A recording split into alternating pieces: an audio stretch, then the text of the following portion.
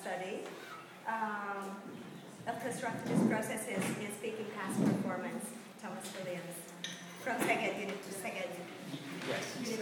Okay. And before Thomas starts, let me say that this is because this is classroom speaking performance. This is actually being recorded, video recorded, and will be posted on YouTube through the conference blog with your. Thank you. I'm honored. Acceptance. Okay. Right. Okay. So here is the presentation. Yeah. Okay. So this is a bit false advertising. I had initially promised to do one particular presentation. I'm doing something slightly different. This is another phase of some research I've been doing. So the title is, "What do these learners think about TBLT? Learner Reflections on Speaking Tasks." So what is TBLT? I'm sure many of you know task-based language teaching, and I'll talk a little bit about what that is. I hope the coffee has kicked in. Lunch is still drawing blood to my stomach and away from my brain, but I think we'll be okay.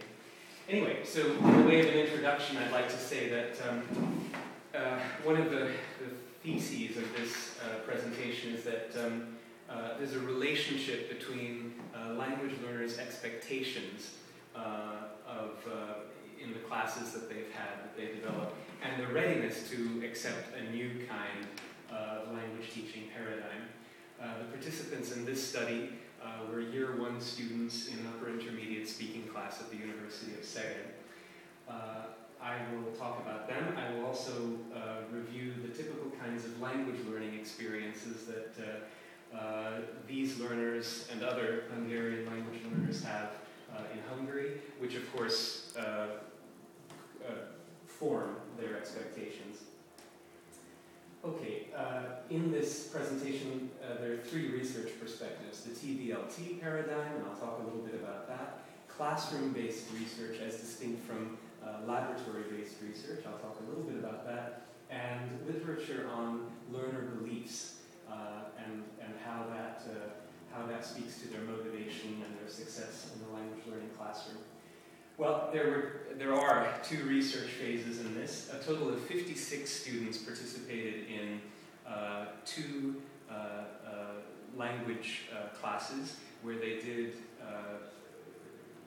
speaking tasks. I recorded those, and in the future I will analyze those and look at them in different ways. For example, I'll look at complexity, accuracy, and fluency in speaking task performance. I'll also look at something called negotiation for meaning, which is very key to task-based language teaching. But at this point, what I'm doing is looking at 28 of those 56 participants and getting impressions of what they thought about the speaking tasks that they did, and getting a sense of their language learning histories. Those were done one-on-one in semi-structured interviews. Toward the end, I will talk about the respondents' answers in terms of three areas: their experience of learning form, so grammatical form mainly, the way their teachers managed the classroom, organized the classroom, and generally their impressions, what they thought of the speaking tasks they had done. Had they done any like that before? Did they think they were useful? Did they think they were fun? Did they think they were motivating? And so forth. Okay, so what's the context? It's a class called Communication Skills, which is really speaking skills, but we call it this. Again, first-year students, upper intermediate. The focus is English for academic purposes, or EAP. We meet once a week for 90 minutes, and this is part of a language practice program that they have in year 1 of their 3-year BA degree program. What are the aims of the class? Well, to provide learners the opportunity to develop their interactional and transactional speaking skills, which will be useful certainly in their studies and hopefully beyond in the real world, in their jobs and so forth, and also to prepare them for an exam, a speaking exam at the end of year 1.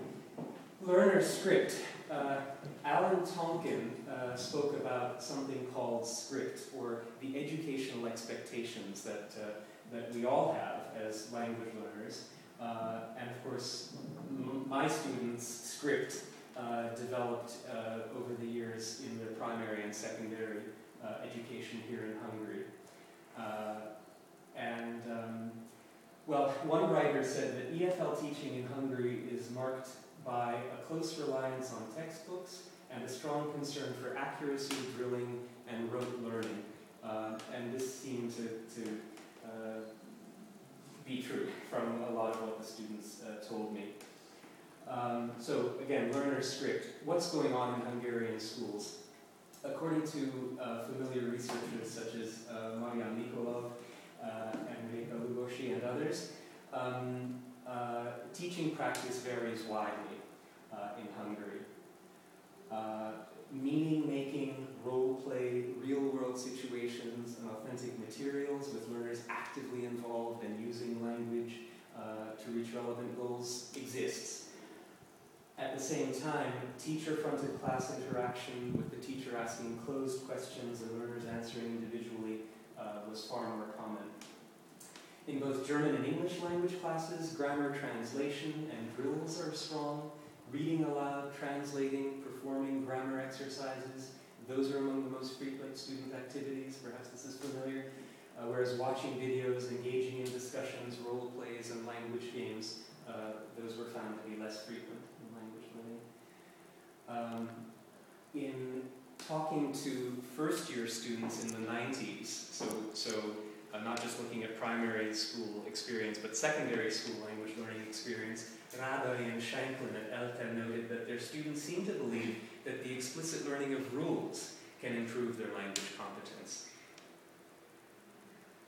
They found that the traditional method of keeping vocabulary notebooks with a discrete English language item on one side and a Hungarian translation on the other was standard, but that other approaches were not familiar. One student in a language awareness raising exercise wrote, "I feel learners wish to be presented with a lot of rules. That's what school trained them for. They want to see language black and white. I was also taught English like that. Now it's hard to be an analyst." So again, this says a lot about their expectations of language learning. According to Lorty, school children observe and evaluate their own teachers over thousands of hours and form preconceptions about teaching in something he called an apprenticeship of observation. The point here being, I think, that not only do we as language learners have a certain set of expectations that we develop, but those carry over into our teaching from the experiences that we've sort of absorbed, often uncritically, in our language learning histories. Right, so the first research paradigm or perspective, task-based language teaching. At the heart of task-based language teaching is the task. And Sanuda and Bygate took the dozens of other definitions of task and came up with this sort of comprehensive one. A task is a holistic activity which engages language use in order to achieve some non-linguistic outcome while meeting a linguistic challenge with the overall aim of promoting language learning through process or product or both. It's sort of a lot all at once, but just to highlight a couple of aspects of it. It can be a speaking activity, it can be a writing activity, it's done in pairs or groups. Non-linguistic outcome, for some of you who have dealt with speaking tasks or writing tasks, you know that it's not about coming up with a verb form or a list of words. It's rather coming up with something like a solution to a problem. How do we get from point A to point B in the quickest way? Or who would be best qualified to get the job given all of the criteria that we've been supplied with? So it's something real world, non-linguistic, which gets students lost or they lose themselves in the task, and that's what's key. So that's what this is about.